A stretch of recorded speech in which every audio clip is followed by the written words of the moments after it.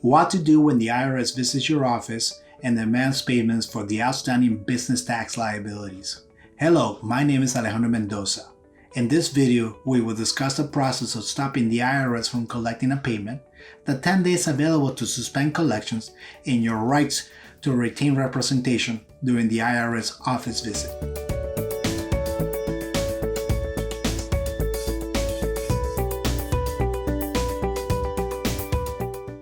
Here's the scenario. The revenue officer knocks on your door, presents a badge, and demands to speak with all the owners of the business. This process is intimidating, and you as a business owner need to know how to handle the situation. During the interview process, the revenue officer will provide you with publication number 1, which is your rights as a taxpayer, and will provide you with one of two notices: notice of intent to levy, notice of intent to file a tax lien.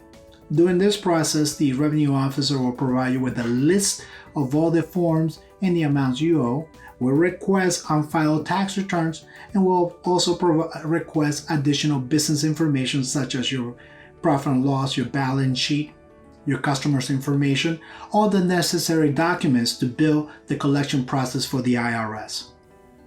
After the request of information, the next step for the revenue officer is to request a check. They want a check. They want to leave your office with payment. And it's very important for you to know that you're not obligated to provide them a payment. In one of the cases I had, the client called me while the revenue officer was in their office, and I spoke with the revenue officer, and the revenue officer stated to me, "I'm not leaving the office unless I'm leaving with a check." Once I provided the revenue officer a copy of the power of attorney, I faxed the power of attorney to the officer. At the end of the day, the revenue officer left the client's office without getting a check. Under the IRS Internal Revenue Manual, the IRS may request a payment for the full balance. This is a request, but you're not obligated to do so. As a matter of fact, the IRS just gave you a notice of intent to levy. Requesting and demanding a payment at this particular time is technically levying without due process, and this is a violation of your right.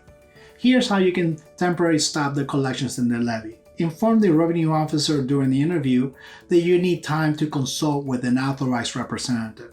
Once the request is made, the Internal Revenue Officer should stop the collections, the interview, and allow you 10 business days for you to engage someone to represent you.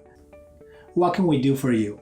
We will appeal the IRS collection process and file collection due process hearing request. What this does is stops all levy moving forward and allow us to evaluate your business position and settle with the IRS through an installment agreement or an offer in compromise. And this process is important because once we file a collection due process hearing, it allows us to evaluate your business, it allows us to look at your financial needs, what are your bills, your payroll, and we'll make sure that you're able to pay that first before you provide a payment to the IRS. So it's time for you to take control of this matter and call us for representation. If you need us, you can reach us at 301-962-1700, 301-962-1700. Good luck.